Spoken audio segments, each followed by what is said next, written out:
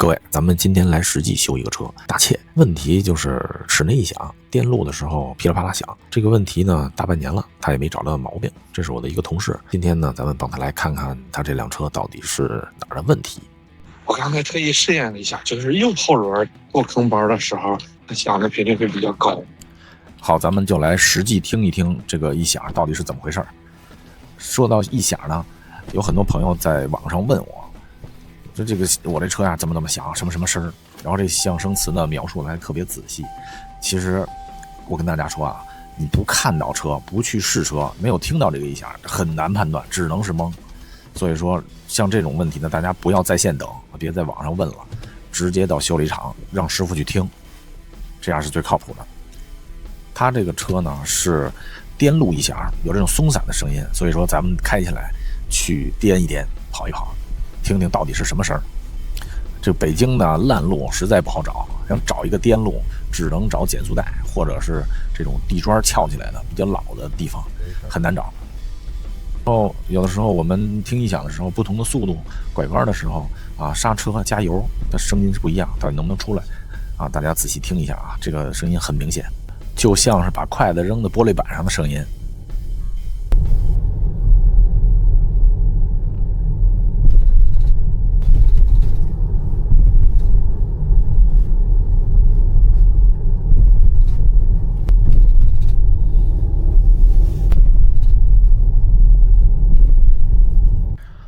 这个声音比较明显啊，前面低频的这个声音就是比较沉闷的空空的声音，轮胎和地面把动力传给减震器的声音。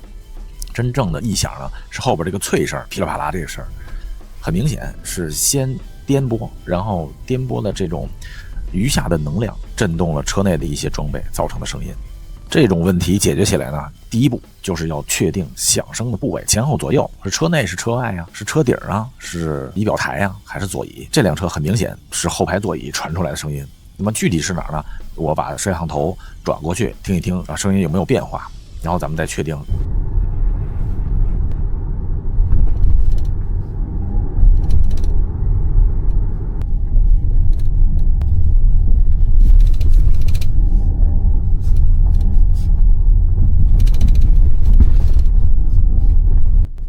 很明显是后排座椅下面的声音，而且比咱们在前排听到的还要密集，声音还大。那咱们进行下一步的操作。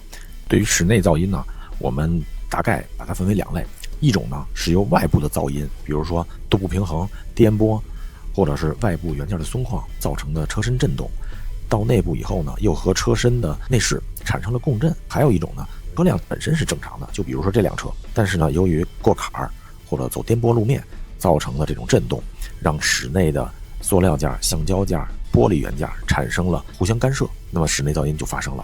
一般室内噪音发生以后呢，我们就是要确定具体的发生部位到底是哪儿，一般都是什么塑料件的接口啊、仪表板啊，特别是两种不同材料的接缝处最容易产生这种问题，尤其是冬天寒冷的时候出现的更多，因为冷天它变硬了。在这种情况下呢，我们肯定要处理车辆本身的一个故障，然后再解决室内的问题。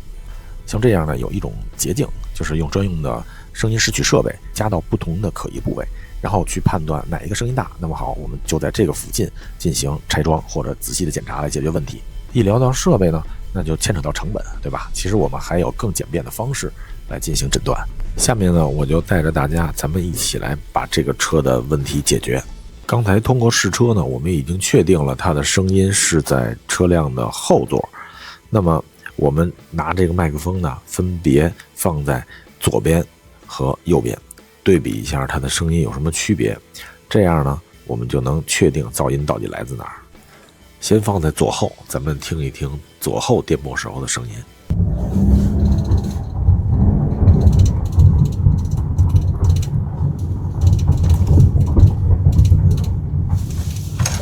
声音还是挺明显的，它比咱们在前面听了声音的细节能够听清楚了，其实它震动时间更长。好，咱们换一边，到右后看一看它有什么变化没有。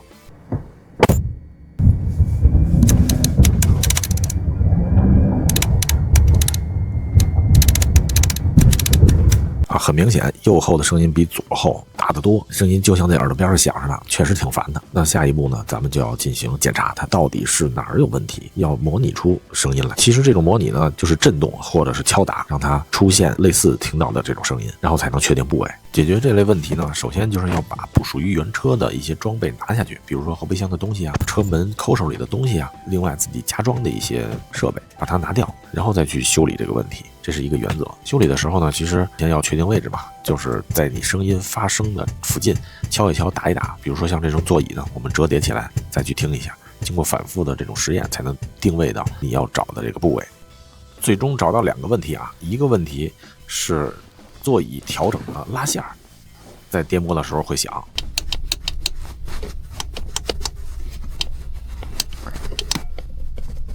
这个是通过拍打座椅找到的。还有一个呢，就是它在第3排和第2排之间装了一个3D 脚垫，会和中门的脚踏板2个塑料件有干涉，发出哒哒的声音。这个3D 脚垫，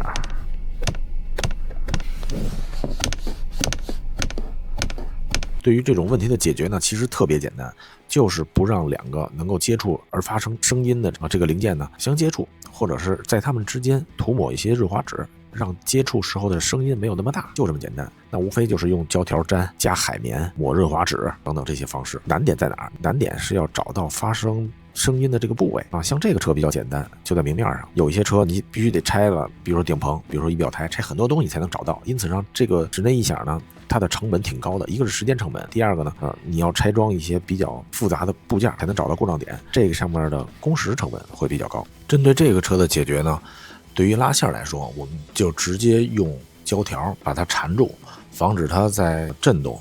脚垫的问题呢，其实很简单，我们经过车主同意，直接把多余的部分拿掉就 OK 了。当然作为反馈呢，咱们还得最终验证一下维修的结果，再安上麦克风听一听最后的效果。这是之前的声音，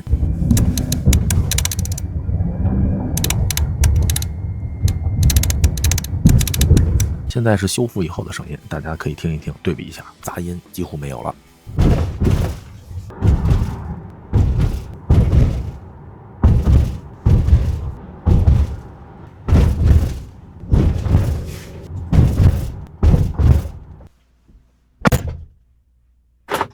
完活收工。哎呀，好像确实不响了，要不然每天开到这儿就开始嘎啦嘎啦嘎啦。它之前是路稍微有一点点不平，然后右边就开始响。我每天上下班这个路径是一样的，固定的地方就一直响，这个响了大半年了，2天没响了，开车心情都好不少。感谢听哥。